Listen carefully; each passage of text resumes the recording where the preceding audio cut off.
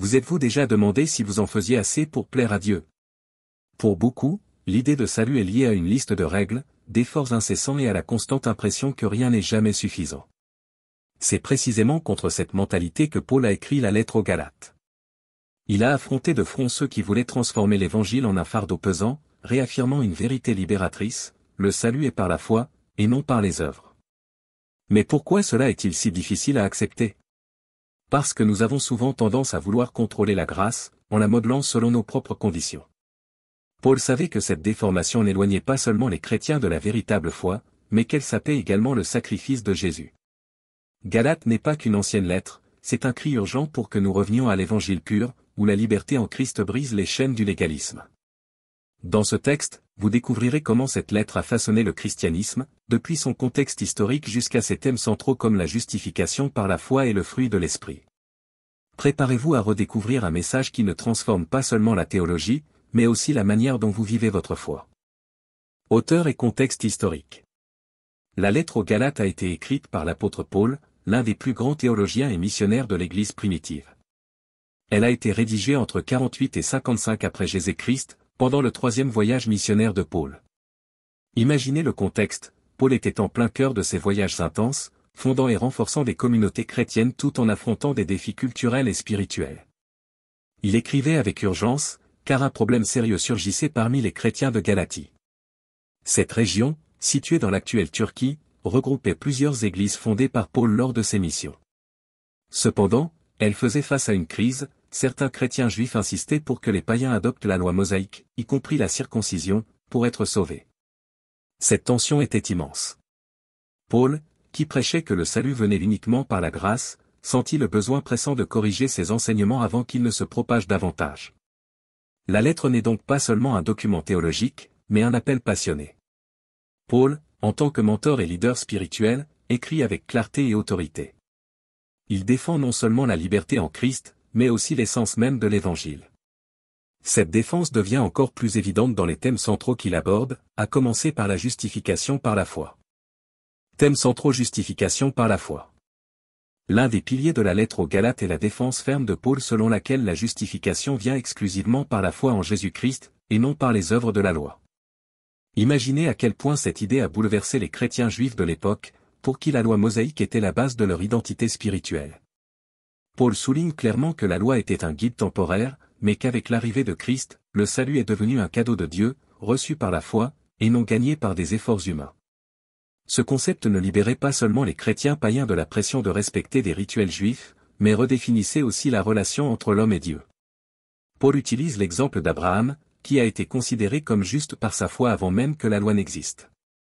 Cette vérité est puissante, elle nous rappelle que c'est la foi qui connecte véritablement le cœur humain au cœur de Dieu. Comment pouvez-vous appliquer cela à votre vie? Peut-être en laissant de côté le poids de « mériter » la faveur divine et en faisant simplement confiance à la grâce de Dieu. La justification par la foi n'annule pas le besoin de bonnes œuvres, mais place les choses dans le bon ordre. Les bonnes actions doivent être le fruit de notre foi, et non une tentative d'acheter la faveur divine. Paul insiste sur le fait qu'en acceptant Jésus, nous sommes transformés de l'intérieur. Cela apporte une liberté immense, mais aussi une responsabilité. Cette liberté en Christ est précisément le prochain grand thème que Paul développe. Thème central: liberté en Christ.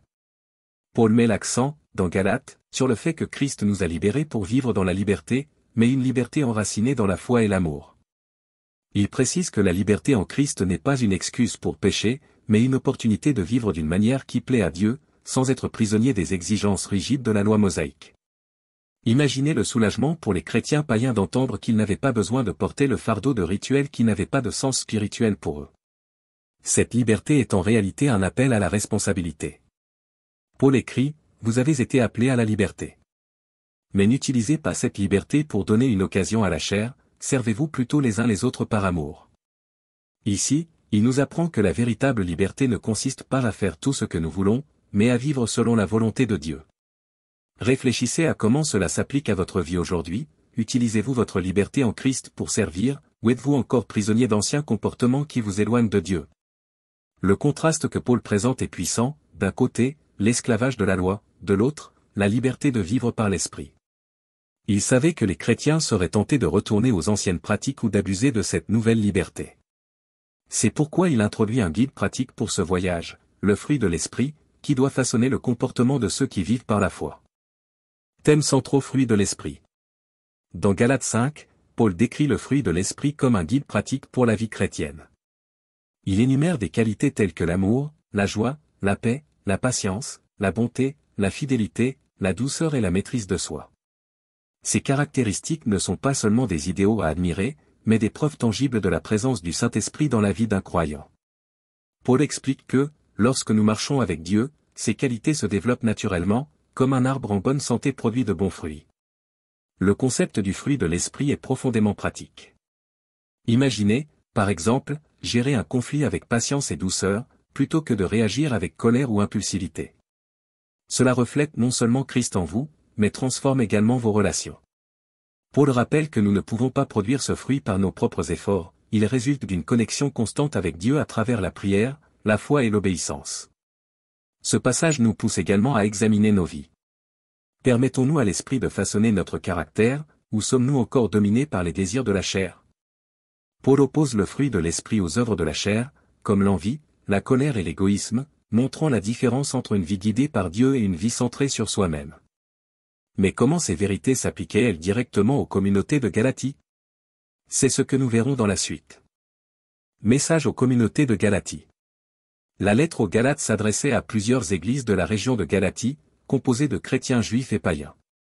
Ces communautés faisaient face à un problème sérieux, des faux enseignants déformaient l'évangile en affirmant que le salut nécessitait l'obéissance à la loi mosaïque. Paul, avec sa passion pour la vérité, a écrit pour corriger cette erreur, réaffirmant que le salut vient uniquement par la foi en Jésus-Christ, et non par les œuvres de la loi. Imaginez la confusion et le soulagement que ces églises ont pu ressentir en recevant ces paroles. Paul n'a pas hésité à dénoncer ces enseignements erronés. Il est allé jusqu'à dire que quiconque prêchait un autre évangile devait être maudit. Ce message était un appel pour les chrétiens de Galatie à rester fermes dans la vraie foi et à ne pas se laisser emporter par des doctrines qui imposaient des fardeaux inutiles. Ce même avertissement reste pertinent aujourd'hui. Combien de fois sommes-nous tentés d'ajouter des conditions humaines à la grâce divine? La lettre nous rappelle que l'évangile pur est suffisant. Malgré son ton sévère, Paul a aussi écrit avec affection et encouragement. Il a exhorté les croyants à demeurer dans la liberté que Christ leur avait donnée et à rejeter toute forme d'esclavage spirituel. Son message n'était pas seulement destiné à résoudre un problème immédiat, mais à façonner la compréhension des communautés sur l'évangile. Cela nous mène directement à l'impact doctrinal durable de cette lettre. Impact doctrinal. La lettre aux Galates a joué un rôle crucial dans l'histoire du christianisme, établissant la transition entre l'ancienne alliance, basée sur la loi, et la nouvelle alliance, fondée sur la grâce. Paul a démontré de manière incisive que la loi mosaïque, bien qu'importante dans son contexte, ne pouvait apporter le salut. Imaginez le changement de perspective pour les chrétiens juifs, passer d'une dépendance aux œuvres à une foi totale en Christ pour être justifiés devant Dieu. Ce message a consolidé le cœur même de l'Évangile. L'impact doctrinal des Galates dépasse son époque. Lors de la Réforme protestante, Martin Luther a trouvé dans cette lettre une base solide pour la doctrine de la justification par la foi. Pour lui, Galates était son épître, car elle réaffirmait que le salut ne pouvait être acheté ni mérité, mais qu'il était un don gratuit de Dieu. Ce même principe continue de façonner le christianisme moderne, rappelant que rien ne peut remplacer la grâce divine manifestée en Jésus. De plus, cet épître a établi un fondement clair pour l'inclusion des païens dans la communauté de foi. Elle a brisé les barrières culturelles et religieuses, montrant que le salut est destiné à tous, sans distinction. Paul a clairement indiqué qu'en Christ, il n'y a ni juif ni grec, ni esclave ni homme libre, ni homme ni femme. Cette vision transformative continue d'inspirer l'Église à rechercher l'unité dans la diversité, reconnaissant que tous ont un accès égal à Dieu.